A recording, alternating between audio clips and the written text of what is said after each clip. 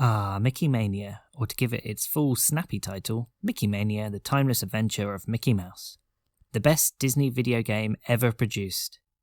Okay, the best 16-bit Disney game ever produced. Okay, the best 16-bit Disney game featuring Mickey Mouse? Oh, come on, no way. I admit the PlayStation version of this game is good, but the Genesis one? You gotta be kidding me. Well, I think this game's great, and I don't think it's just nostalgia speaking, so let's get a challenge run going. Can you beat Mickey Mania without using marbles?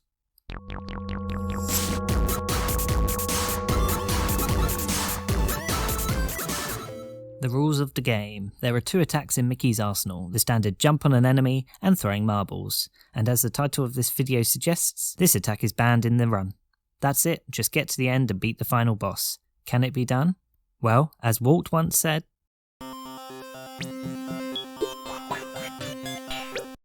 we're off on our first adventure, Mickey's debut cartoon, unless you count this. Steamboat. This level introduces the main mechanics of the game. Each time you get hit, you lose a finger from the little hand up here. Losing them all costs you a life and resets you at the last checkpoint. Stars can be collected to restore fingers, which I'm mostly going to refer to as health from now on due to the alarming number of innuendos I could make. I collect some marbles, but as we know, I won't be using any of them, purely for Mickey's marble collection. The first mini-boss is this weird man-bear-cat called, well, various different names that haven't aged too well, so he's just called Pete now. After ringing the bells of awakening, the bridge is raised and I can take Pete on. Luckily, jumping on him works, so I can use Pete like the tramp he is to get over the crates. After some more fairly basic platforming, we reach the first boss, which is a crane. Yep, a crane. Not like the bird, but a presumably sentient mechanical crane. Yeah. So the crane drops bombs and springs. You need to destroy the 4 cogs at the side of the crane. The top ones are high up, so the springs can be used to reach these. In this no marble run, I can get on top of the bottom cogs, which are damaged by Mickey's jumps, but unfortunately, it appears there's no way to reach the top cogs. So I look to the OG of dreamers, Walt. Any words of encouragement? Oh boy! So I try bouncing up to the top cogs from the bottom ones. No luck. Oh boy! I try using the springs. No luck again. Uh-oh! It takes 3 marbles to take out each of the top cogs, so unfortunately we have to add 6 to the marble counter in the first level. A bit of the kick in the old steamboat. Moving on to Mickey's next adventure, the Mad Doctor. Cross the bridge, avoiding the Golbats, and enter the castle. You're greeted by some skeletons. There's these squatters. They self-decapitate, then blow up, scattering their bones, all of which must be avoided. Backtracking is a good option, but a better strat is to jump on their head before they self-mutilate, which directs their bones away from you and stops the bouncing head from spawning. There's also some White Walkers who just walk to and fro. Jump on them once to stun them without sending any bones flying. In the next room we meet skeleton spiders. They swing from these ropes which are required to get across some of the death pits. There's a couple of strats to use depending on location and surroundings. The most archaic is to damage Beath through them, using invincibility frames to ride the rope and clear the gap. The second is to jump on them, destroying them, but this sends their bones a-bouncing. And the final strat is to grab the rope above the spider's hitbox. This is the safest, but hardest to achieve. There's an auto-scroller, but no marbles are required. Then we get to the first real challenge of the level, the Mega Drive era mandatory elevator section. The elevator stops at floors and skeletons try to bone you. The squatters on top of the elevator are a joke. You could say they're humorous. Standing in the corner here avoids all the scattered bones. These little coccyx though, they're a pain in the pelvis. They throw their head at you, then explode. It's tough to avoid all of this in such a small area. I can't duck under their head or jump over it consistently.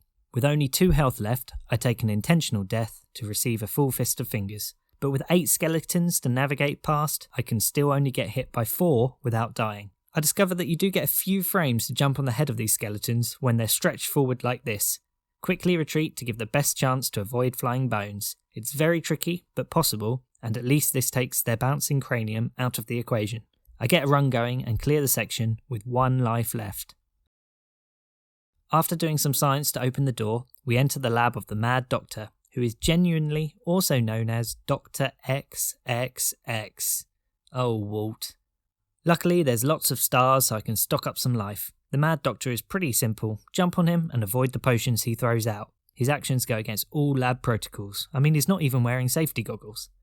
I clear it with full health and rescue Pluto. The Mega Drive version of this game has a secret area where you can rescue this level's Mickey.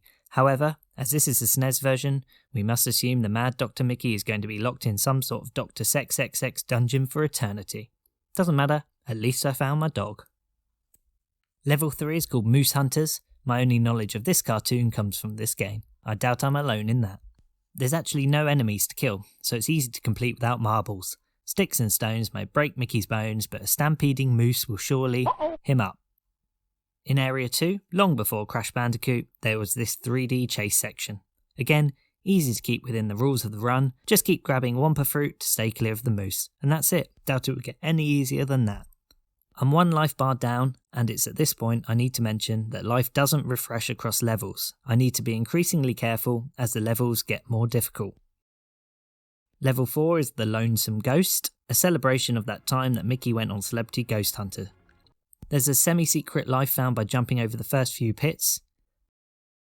As the enemies on this level are ghosts, marbles don't hurt them. Everyone knows the only way to beat a ghost is with a vacuum cleaner, but Mickey doesn't have one. You see, it's from the 20s, so he just says I've got a mini. It's a generational thing. The ghosts can only be avoided, but there's plenty of stars scattered about, and there's even a couple of extra lives.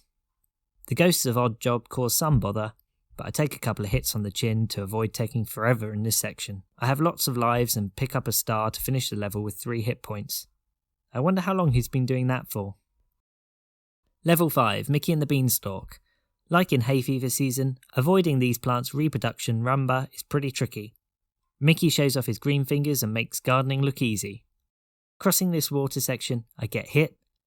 A close call with drowning too, but make it across and enter the bug's opium den. Right, where do I go now? Come on, hobbits! Long ways to go yet. Smeagol will show you the way. Thank you, little fella. Hey, what the? Anyway, don't stick around here, and you can easily bid. Next up is the picnic. That's an odd choice of buffet food. These butterflies require a damage boost, but everything else can be avoided. And here's the Beanstalk Mickey. Time to celebrate. Or not. I really thought the cork was going to pop. What an anticlimax. The final level, the Prince and the Pauper. This is the level where I'm most upset that I can't use marbles. Why? Because we won't get to see this amazing animation over and over. Anyway, after some janky physics, we enter the library. Some damage boosting is necessary here. We find Pauper Mickey, but find the prince is in another castle. With no lives, I die here and lose a life bar on the next attempt too. Like in the library, there's knife weasels and crossbow weasels. The knife enemies are most annoying, as the knives themselves have hitboxes, so jumping over the weasel requires very accurate timing. This bit's a bit tricky, but waiting for a good pattern will see you through with no damage. I can't avoid this rodent. A death it is. Luckily, I get respawned right here. I know I haven't been past the checkpoint and was worried I'd be sent right back to the start of the level. But hey, I'll take it. More damage boosting, and I found Prince Mickey, but thanks Toad, you unhelpful bearer of bad news.